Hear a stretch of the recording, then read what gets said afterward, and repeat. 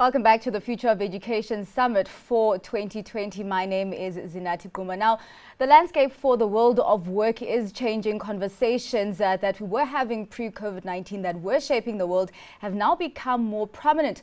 For example, we've seen companies adopting the working from home concept, with companies such as Twitter saying that their employees can work from home forever. But we do need skills for that new world of work.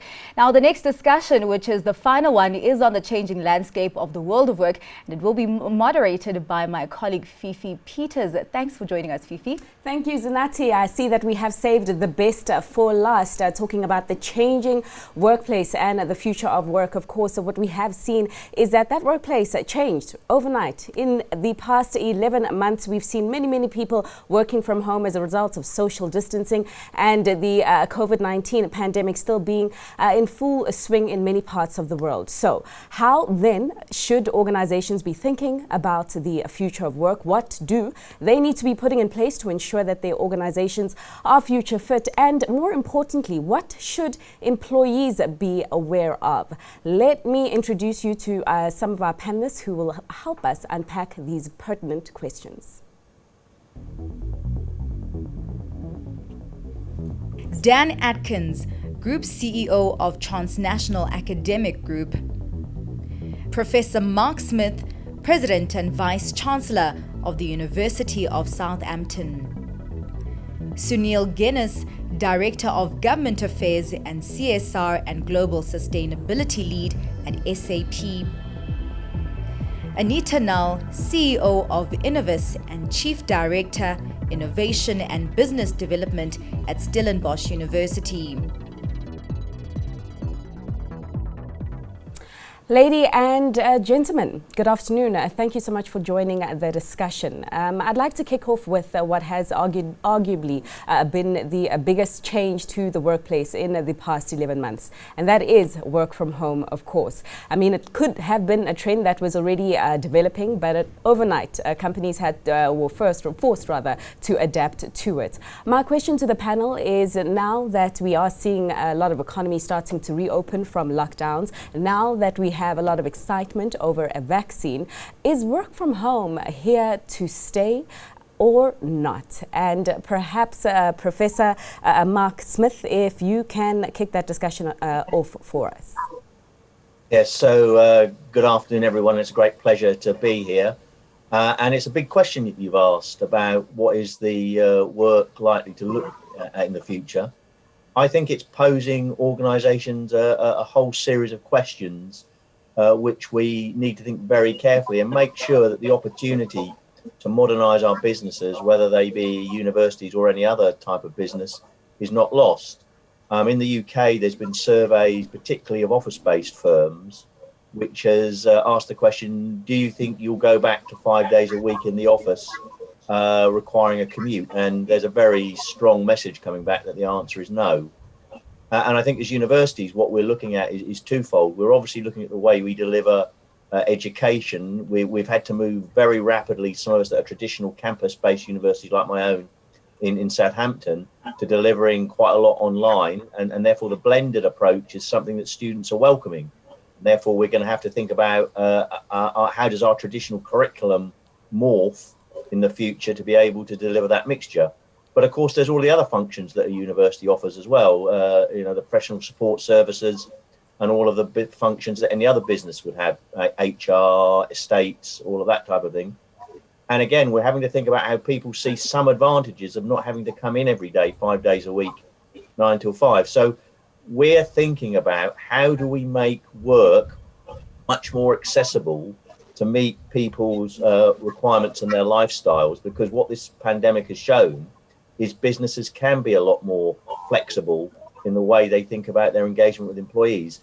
I don't think we've got the full answers yet, but I don't think it's going to be like it was in the past. So we are having to think about what is the employee offer so it meets the business need, but also meets the flexibility that we've seen through working from home. Sunil, as an organization as well, do you have the answer at the stage, perhaps, around how work from home will fit in your future operating model? Thanks very much, Fifi. As a global organization, SAP has been for a long while now engaged in utilizing technology to link up its employees to the work that they actually perform in the different geographies across 186 countries. So that's a privilege, actually. And talking from a corporate perspective, I must say that being a technology company, we were very much, advantaged when we got into this. And if you look at a survey like the Workday survey, which has recently been done, SAP has been positioned as one of the top companies to work for during the pandemic. But I should just also pause to mention that that's an exception. Let's look at a few things before we get deeper into this issue. Let's look at Africa, because today the topic is the future of education in Africa, and we're looking at the changing world of work. Now, Africa, the most recent report by the World Bank has demonstrated that our overall GDP has constricted by almost 6.5%. More than 43 million people have gone into poverty. Our levels of GDP per capita will go back to 2007 GDP per capita levels. This is a fundamental challenge because we are the privileged, and we are certainly those individuals who have access to all of this functionality, the capability to work from home. But let's talk about Africa in general. We have a human capital index of 0.4% before the pandemic hit us, which means that an average, a child has a potential of only reaching 40% of his human capacity.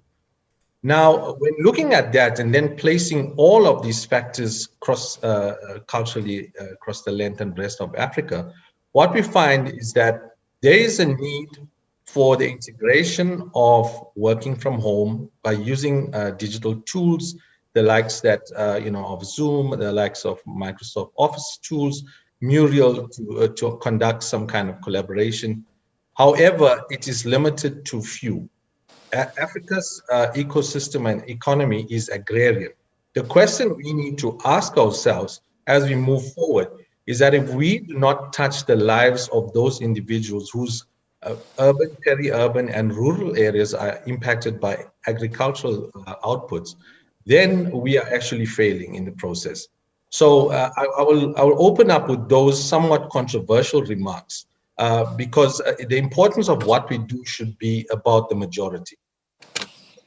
I think well received controversial remarks because this has been one of the downsides that have been noted about working from home, the fact that it is driving further inequalities in a continent, country, South Africa specifically, in which income inequality is already too rife. My question then is, as we continue with the opening remarks, for the rest of the panel, your view on working from home as it pertains to your institutions, as educational institutions, I know, but just how you see it unfolding in Africa's future workspace. Dan? Thank you so much, Fifi. So within education, there are a lot of positions that can be done remotely. Things around marketing, some support services like finance, but a lot also needs to be done on a face-to-face basis. Student counseling, for example, tends to work better in a face-to-face situation. With teaching, face-to-face is preferred by some students, and it's really needed by some students. If you look across the wide variety of students any educational institution receives, you will have some students who immediately take to the concept of online or blended learning because they are students who are very self-motivated, self-directed, they're autodidactic learners, and they would learn regardless. There are others who will learn well in a online or blended environment if it is live online classes, not just watching recorded videos, and they're getting a lot of interaction and guidance from the faculty members. But there is another segment of students. These are students who may be second language speakers or students who have not developed good study skills or been taught good study skills as they were going through primary and secondary school, who really need that face-to-face environment in order to succeed. So I see the future of education very much like the future of work, becoming somewhat segmented in that there will be pure online, there will be blended, and there will still be face-to-face. And then, of course, some degrees you really need face-to-face. You would not want to have surgery done on you by a doctor who learned everything online and never worked on an actual patient. So we need to look not only at the type of student, but also at the type of subject, just like we would in the workforce, where we have to look at the type of job someone is doing to see whether it's a job that can be done remotely, and the type of person to see whether they're the type of person who can work well remotely. A scary sight there. In fact, I think I once watched a movie that had that going on, in which an operation was taking place on location, and it was the doctor who was advising the stand-in doctors as to how to conduct the operation fully. It was a heart transplant. It didn't go too well. So I agree with you, Dan, that you wouldn't want a doctor who had learned remotely. But Anita, some opening remarks from yourself as it pertains to the changing landscape and the future of work, specifically working from home currently. Yes, I think one of the saddest things that will happen post-COVID is if we just go back to the status quo before COVID.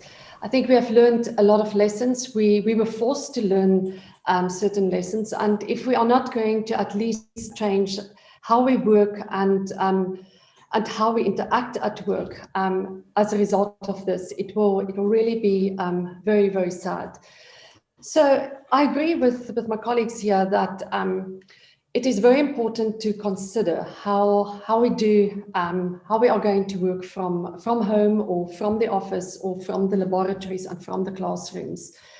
I think a lot will also depend on the objectives that we want to put in place. We must carefully think how we are going to approach it. Recently, people said, we can save quite a lot for the university if we only have our staff coming to the office for 3 days a week. But then you must be very careful how you approach that, because if half of them comes on certain days and the other half come on other days, then you don't save a lot, because the aircon will still be working, the electricity. So you really need to plan this well. It is not something that we can just go into blindly. We will need to plan very, very carefully what the objectives are and how we can achieve them. I think it also poses excellent opportunities for universities and the whole education system to reach further and to grow. Our campuses are quite often very full. The campus that I'm on is based in a town. It is full to the brim. We can't fit in more students in the physical infrastructure, but this has shown us and has given us the opportunity for growth beyond the physical presence of a student on our campus. So I think it will also need a lot of rethinking. Our systems, our government policies and so on need to be adjusted and need to be very carefully aligned with how we are going to approach this in the future. So I'd like us to zone in then on education and the current landscape, because before COVID, we were already in a situation whereby the graduates that we were producing didn't quite match the skills that the workplace required. And I'd like to understand where the panel thinks, or how the panel thinks COVID-19 has changed that gap, and where the opportunities are potentially to narrow that gap. And I think I'll give that question to Sunil first, as you did lead us into this theme. Thank you very much. COVID has definitely accelerated the requirements and the need for people to transition their capabilities beyond the 3 R's, which if you remember, is the reading, the writing, and the arithmetic. Right? Now, you've got to add onto that an additional layer, which is the digital literacy. The aspect of digital literacy is spoken about broadly. However, I hear a lot of people talking about fourth industrial revolution who've never written a line of code. who've never ever been in an environment where they've understood the impact of what coding is all about. So let me say a few things. As a global company, what we've been doing over the last sort of 10 to 15 years is with a view to creating more capacity in the ecosystems that we work. We sort of tiered our engagement cycles from very young people, sort of the age of 6 to 12, then 12 to 18, and structured within that various programs which give them capabilities. And some of these programs include the Africa Code Week program, which is arguably the largest digital literacy program on the continent. And I would like to just give a little anecdote and to explain that by utilizing mechanisms such as these. I recall, I think it was in 2000 and it must have been the 2014, 15, thereabouts. I went up to the mountains of Rwanda and there was no electricity there. There were children on the top of a mountain, and we took them from a process of no digital literacy. They went straight into coding. They didn't even understand what a computer was about. 45 minutes later, here's children who are coding in one of the most remote places on the planet. Now, fast forward that into our current world. People had to adjust very quickly. When I look around me at the various organizations I engage with, they had to adjust very quickly to becoming consumers of this technology. Now, through programs like Africa Code Week, what we're doing is we're teaching young children, and in the last year alone, we did more than 4 million children across 37 countries to actually write code, because we want Africans to be part of a bigger network of provision of capability. If Africa's strengths are its youth and the trade agreement that is being struck up, then Africa needs to get its rightful share of the global digital economy, because that is where we are moving to. It makes no sense if Africans remain as consumers. During the pandemic, at the onset of the pandemic, we also worked very closely with UNESCO, IBM, and a few other companies to launch something called Code the Curve. Code the Curve was an initiative launched across multiple countries to get young people, and I think we capped it off at about 22, 23 years old in university, to come up with digital solutions to today's problems. Now, the idea should be that the best way to learn, and I should just make one other anecdote. A few years ago, I had the unique opportunity of walking in SpaceX. The Falcon had not been able to, escape the atmosphere and land successfully. But what I saw there were young people who were enthusiastic from the length and breadth of the continent, of the US, of India, etc. There was a 3D printer, and I had this opportunity because one of my students worked for Elon Musk. And let's not forget, Elon Musk just went up to the second most wealthiest person in the globe, although that's not a measure of how we should be looking at this. Now, if you look at that microcosm of the coding, Africa Code Week, this example of the visioning, you'll see that within all of this is the vision of creating human potential to adapt to the future. And that is where I think the fulcrum of what we are going to do in education must focus on empowering Africans to participate in this digital economy. I should add 3 other things. We need an inclusive manner in which we engage. People with different abilities should be included. And as SAP as a company, I noticed one of our board members recently announced that even our software is going to move much more to taking that into account. There is a website called PEER, P-E-E-R. It looks at a number of things. If you go onto that website, you can look at legislation around education, where it's going from inclusivity to technology to whatever. And you'll see, for example, African countries are not performing that well. So the relook and we need a pressure cooker system to hit the entire spectrum from very young people to university people. And I should end on because I have 3 professors or academics with me on this panel. I should end by saying this, that I'm very impressed with what universities have done to remain putting a meal on the table in the way that you've delivered in recent times. I had the experience at INSEAD recently where, the use of technology was integral in terms of the actual coursework, etc. And I think this is where the future is, the intersection, having on-demand learning that is available, virtual learning that is on demand and available, having a chat box and a help box, because if the globe is on 24 hours, there should be someone awake at some point who's part of an ecosystem that can answer these questions. So these are some thoughts on digital literacy. The last point is about Africa and the number of languages we have. It's just, sometimes I cannot even count this, having traveled to almost every part of this continent. We recently partnered with Siafunda Community Technology Centers. They have about 240 centers across the length and breadth of South Africa. And together with them, we ran something with the Rocket Schools to teach young children design thinking. We're talking 6 and 7-year-olds. But the beauty of all of this is we were able to provide that in an indigenous language in one of the remote parts of South Africa called Limpopo. I don't have all the results of the actual program, but what I can tell you from the inputs, the feedback, etc., is that if you catch them young and farm them young, your competitiveness as a nation, as a continent, is double-fold, triple-fold likely to happen. And therein lies the intersection of everything from pragmatism to university education, to theory, to life itself. And all of these things fit together. Right. Right.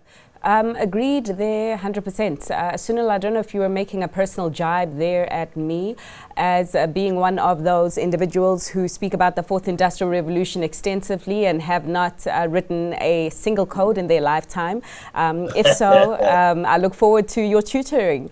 But nonetheless, I'd like to get the view of the rest of the panelists about this, because we're talking about students, graduates right now who could soon be entering the workplace at your institutions as educators. Do they have the skills, honestly, that the current workplace now requires as a result of the disruption brought by COVID-19? Mark, kick it off there. Yeah, thanks. Well, I'm not going to say no. But I think I need to give a bit of a flesh that answer out a bit. I would say the key point that you're making is that the skills requirements are changing very rapidly, and what in education we need to consider is when we deliver our curriculum is sufficiently broadly structured that it gives that if you're studying English or history or physics or whatever, that you get those skills that you came to the university to learn. But that's only part of the story. Now, universities have realized that for quite some time. But what COVID has shown is the acceleration in the types of skills that people need to be successful and how the job market's likely to develop. Now, I think we had from Sunil a very extensive and a clear-cut case as to what digital's about. And the key point there, which I strongly agree with, is you need to be proficient about the use of it. But not only that, you need to be a creator of digital if you're going to be successful in the job market of the future, I think. And so universities making sure that we're giving them those skills, I think is absolutely crucial. But I think there's actually a further an overarching point, which is the nature of the labour market is changing very rapidly. I mean, this has been talked about in previous summits, and this would apply in different ways to whether we talk about European or an African job market. But in the kind of traditional idea of a career, you might have one or two roles across your life. That's going to be very much more rapidly changing because the nature of the jobs that are available are changing so much more rapidly, and therefore, inculcating the skills that allow people to cope with change, I think, is equally important as to the hard skills of whether it's coding or maths or whatever. The other thing that I'd say is built into that is the need to be resilient. And you can't, it's not that you can take a book off the shelf, here's how you learn resilience, but you can absolutely prepare people for the types of challenges they're likely to meet, because there are very few advantages to getting older. But one of them is that you actually, as you see different things, you know how to cope with them because you've experienced them. and being able to try and wrap that experience up and make sure that's part of education more broadly, I think is important. And then the final point I would make is people and university, again, you can't really teach this, but you can encourage it and you can explain it, which is entrepreneurialism. People who are more entrepreneurial are going to be more successful, and it will add to resilience as well. And I think universities are much better than they used to be even 5 years ago, but I think they still need to get better at making sure that those broader opportunities are available. So at Southampton, we've a project which has been going about 3 or 4 years now called Future Worlds, where anyone across the university, from a first-year undergraduate to a professor who's not done anything before outside the main, if they have an idea, they can be coached in how you develop ideas and develop it from a simple idea, first of all, into a prototype and then so on into however it might develop from that point. But that's absolutely key. Those broader skills are part of the core that's delivered at a university. Mm-hmm. Dan, again to you, speaking to the status of your graduates right now and whether they are future fit for this current workplace. And I suppose if I throw in an example specifically, I'm not too sure if you teach aviation within your institution, probably not. But for those educators, for instance, who had students who were coming out in the aviation sector, or who had students coming out in hospitality, travel, for instance, who we know now cannot be absorbed by the current workplace as a result of the disruption of the pandemic. I wonder, what to do with those and whether there's an opportunity for the private sector to somehow collaborate in ushering the current graduates who might not have the skills to be even presently absorbed into this workplace, into ushering them and helping in some way transfer those skills.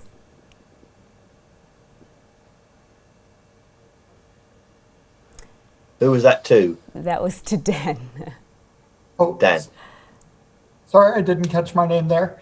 So, Fifi, I think that what Mark was saying was very true, that there are a lot of things that universities, and I would go as far as to say secondary schools, could do that would help people be better prepared.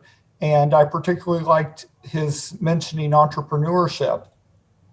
If all students through secondary school and into university were prepared with entrepreneurial skills and taught about the gig economy and how to set up a small business, they would be better prepared even if the major that they studied in was not something that was broadly in demand when they graduated, because they might be able to set up a gig situation for themselves, or they might be able to actually set up a business and employ other people. But I think there's another key, and that is universities and secondary schools have a responsibility to teach students how to learn on their own. If you look at the pace of change going on in the world right now, it is faster than ever before in the history of humankind. And there is absolutely no way that even the very best university with the best professors, the best curriculum, and the best facilities can teach people what they are going to need to know 10 or 15 years down the road, because they're going to be working in jobs and even industries that don't even exist now. The best thing that universities can do is to teach students how to learn. So if you have a student who studied hospitality, who graduates and finds that because of COVID-19 or other situations, there aren't any hospitality jobs available, they have the ability to maybe go over to one of Sunil's programs, pick up coding very quickly, and take an entry-level position in an IT company or working for a company doing basic programming. So Mark wouldn't say it, but I will.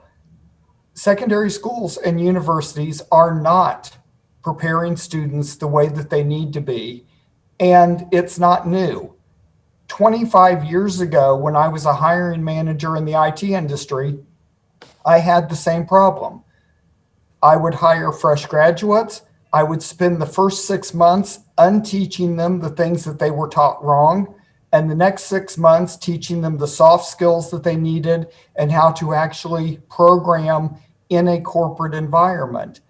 And I have not seen that change from then until now.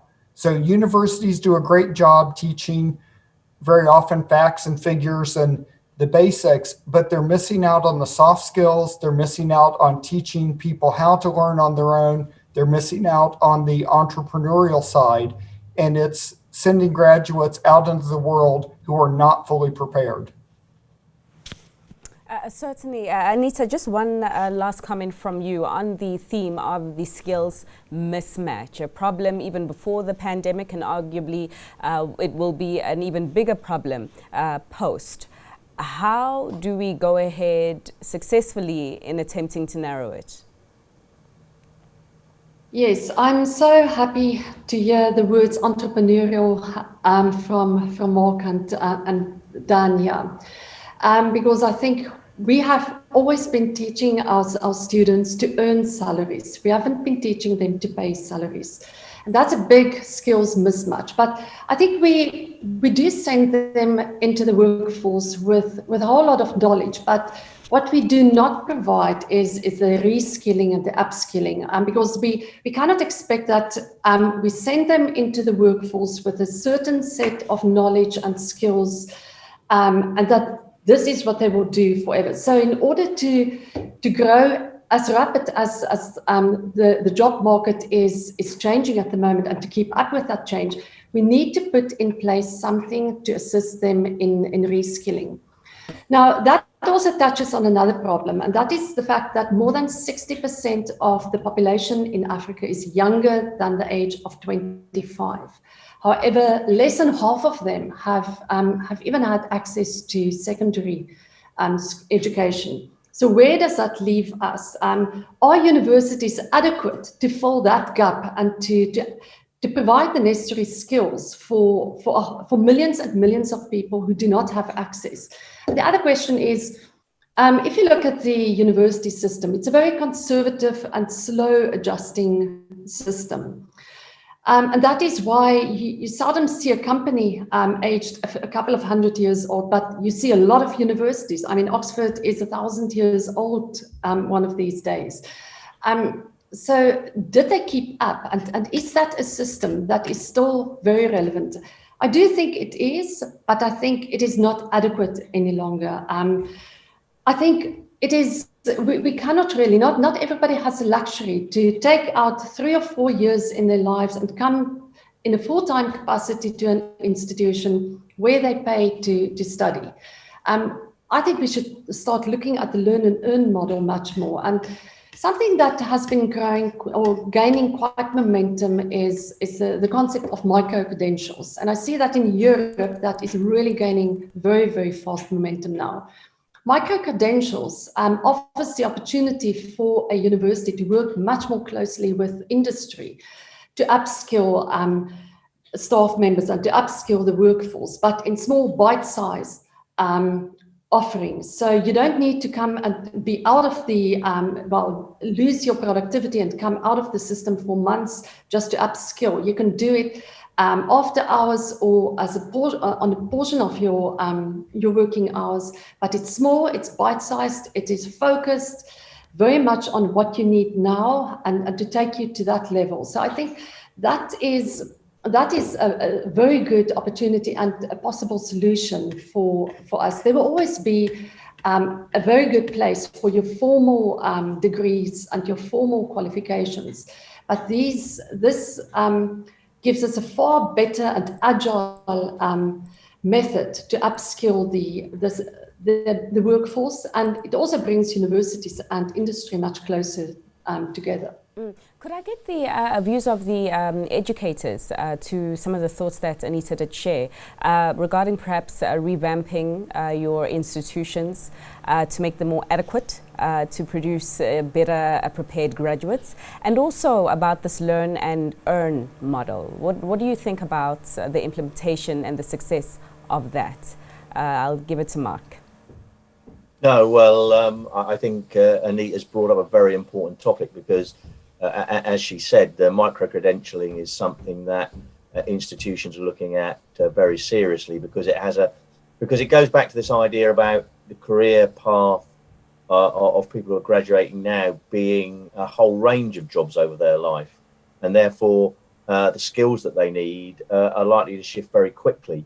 And therefore, having a kind of monolithic degree that you then say sets you up for life is yesterday's model to a certain extent. And I think micro-credentialing does a whole range of things. It allows universities to offer in more bite-sized components the way that students learn. So very much is being explored across the sectors in Europe. And I think also what it does is it allows the interaction with industry. There's always been specialist MSCs. So, for example,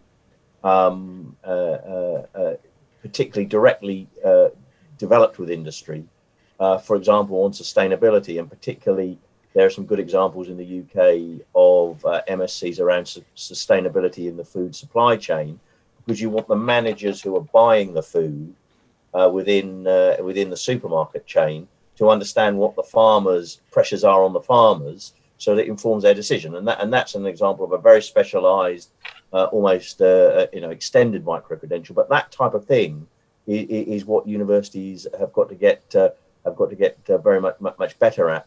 And I also think what it also does is it allows us to look at the model of higher education, because obviously the main within Europe, the main model would be the typical residential 3 or 4 year. This is what you do. But there are some very nice examples in the US and in Europe of where you can do. I mean, there's always been sandwich courses, but actually a much more sophisticated carrying of credit, so that you can earn as well as learn, because there's a lot of pressure on the funding system, the government-based funding systems of any country, because of the demand for a higher fraction of the population to be educated at degree level. So when I went to university, and I won't tell you how many years ago that was, it was somewhere around about 12% of the population. The latest number in the UK has just gone above 50%, about 52% of that age group, the 18 and 19-year-olds going to, and that's a huge strain on public funding. And therefore, other models that allow learning alongside workplace, actually your job, I think universities are going to have to embrace that, and micro-credentials are one of the key areas. Mm-hmm. Dan, your thoughts and your takes here, or take rather, here on micro-credentials and the learn from home model, and how this could potentially shape the current model of your higher education institution. Yes. So I think micro-credentialing is a great idea, and it's something that is going to be in demand. And if universities don't do it, companies like Google already are. Google and Microsoft recently announced that they would be hiring people with certain credentials, but without a degree. So the industry is definitely moving that way, and it's up to universities to keep up. It presents not only a tremendous opportunity for, as Anita and Mark said, people to learn while they earn, but it also provides the opportunity for people to upskill in a realistic manner. So if they see that there is a decline coming in their industry, it gives them the opportunity to then go and get a micro-credential in an industry that they want to move into while they're still working, where they would not have the opportunity to take 3 or 4 years out to upskill through a traditional degree. I believe that micro-credentials definitely are the way of the future, and these will also be included into stackables so that people can get a complete degree by really assembling what they specifically need for what they are targeting in their career. I think we are getting to the end of the age of package degrees.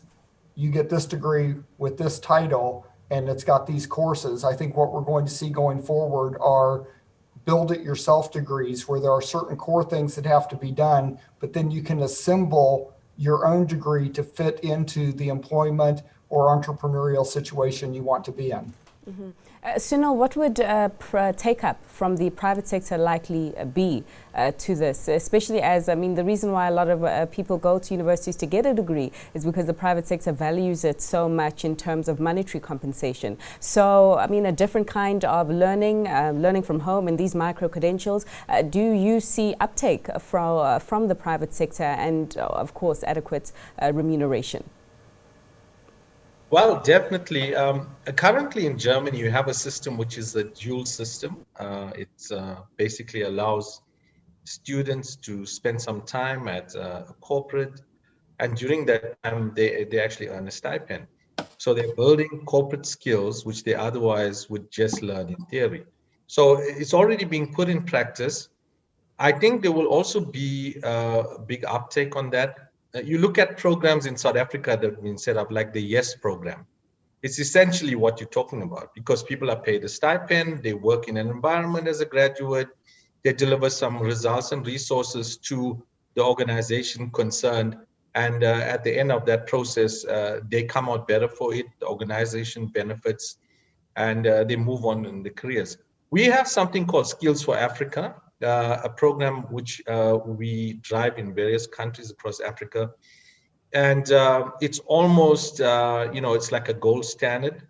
So as SAP, we have our certification. And if you get through that certification, whether you are in Timbuktu in Mali, or you are in Melbourne, or you're in Johannesburg, the certification counts the same. It's not very much the same. I do believe as a medical doctor, if you study here in South Africa, you have to write exams again somewhere else. So we offer this gold standard to young Africans, and the criteria to get on board is pretty stringent. They go through the process. It's a 6-month thing. It's highly pressurizing, but they begin the process with a 2-year job guaranteed. And our view is, if we give you the skill sets, we put you into an environment that's conducive for you, it's up to you to make the cut beyond 24 months to remain employed, or remain somebody who starts a business or becomes an entrepreneur or takes others on your hand. So for us, we've pragmatically put this in place. It's not new to us. I like the way that you've coined the phrase as academics, and how you're positioning this within the university environment and institutions of higher education. But it is in existence already. I just want to drill down one step further, and I'll be failing if I didn't mention this. Our vision, as we purported globally, is to help the world run better and improve people's lives. And I can tell you that is not just a slogan at SAP. We see that from our volunteers who spend loads of time in the month of October, going out, spending a month sometimes if they're selected to help social enterprises. And the one topic I wanted to touch on, because I think it was Mark who mentioned sustainability. The circular economy will remain just a term that's flouted about by people who have been in university and have understood this and who read the latest. We have a program with the World Economic Forum that we're driving in Ghana, which is called the Plastics Initiative. And essentially what we're doing there is a scaled down version of what you're talking about. Waste pickers, they're at the bottom of the barrel in any country. You see them running around. They live in appalling conditions. They collect all the rubbish, and they save billions in the economy in terms of what can happen. And we started some time back in Ghana setting up this system where we helped the cashew nut and shea butter farmers, who are mainly female, and developed a system. Today, in Ghana, we have a pilot with the Ghanaian government and a few private sector companies, I can't mention the names, where we actually empower the waste picker with a device to be able to record what he has collected and ensure that he has an equitable share of the value chain. At the same time, the Ghanaian government is able to record if any precious metals are collected, be it gold or platinum. And that's added to the GDP figures of that country to give a much more realistic perspective of what has been collected, how it's collected, and where it stands. And within that perspective, we can then also be able to engineer through these devices in the short, medium, and long term is further education for waste pickers to scale themselves beyond being at the bottom of the food chain to become more entrepreneurial. Right. And these are some of the things where opportunities exist for higher education institutions. Right. So, Sunil, thanks so much. Sorry to jump in there. Just in the interest of time, we do have a few questions that have come through from the webinar. Question one, I am currently a chair and executive member of several public schools in Kenya, most of which are remote and lack a mobile network. How do we accommodate such children and inequalities? And perhaps if I hand that question over to Anita to try and answer.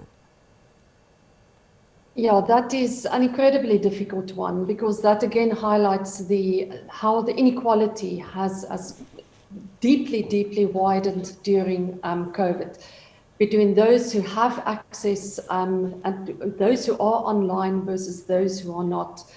I think government is the one we should turn to here. Government and industry should work together to really set up proper infrastructure, because without infrastructure, no country can grow. And what unfortunately that's a reality in so many African countries, that we struggle to bring the education to the classroom, to the children. So in those cases, I think relying heavily on face-to-face education, but it is just not. It's not going to work going forward. I think another opportunity would be pre-recorded classes. We at our university, we reach out to more than 22,000 high school students every week to try and upskill them in terms of mathematics and science, at all the subjects that they will need to get into university. And we make use of satellite technology that we actually go and install in these different locations. So that could be an answer, but we need a far better and far more global answer for that problem.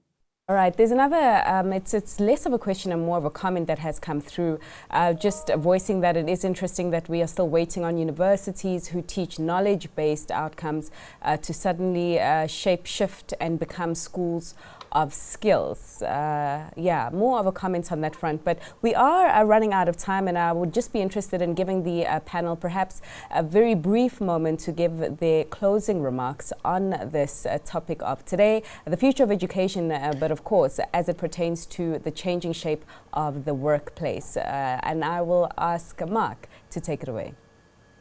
Yes, so I would say that the key thing that's emerged are two things from looking at what the pandemic has taught us, and it pertains also to the last question, because we know that in terms of equality, things like access to food, water, electricity have always been absolutely key in making an equitable society.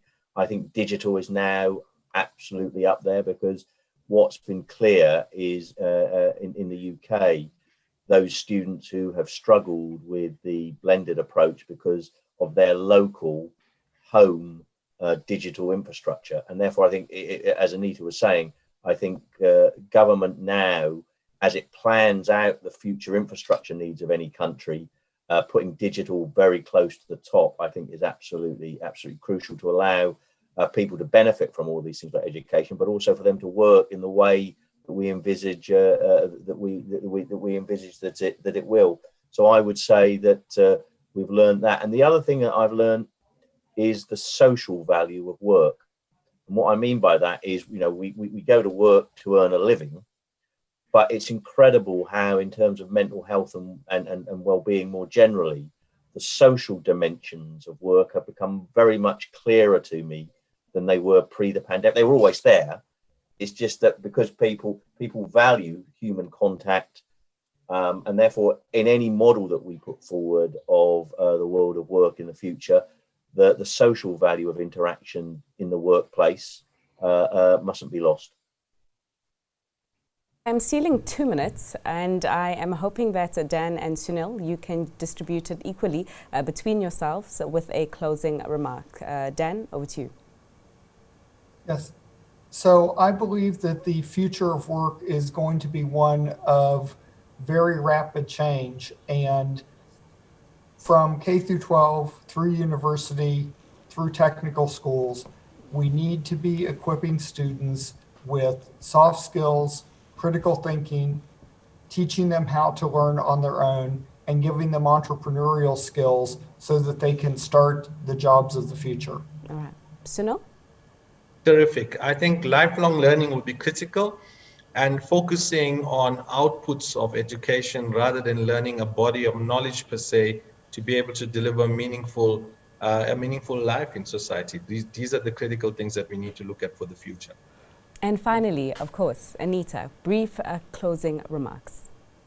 Yes, what came out for me during this is that we shouldn't waste this crisis, and that we should use the opportunity to transform universities to really start reaching out to the non-traditional groups who need to upskill and to reskill. So the universities can play a part in that.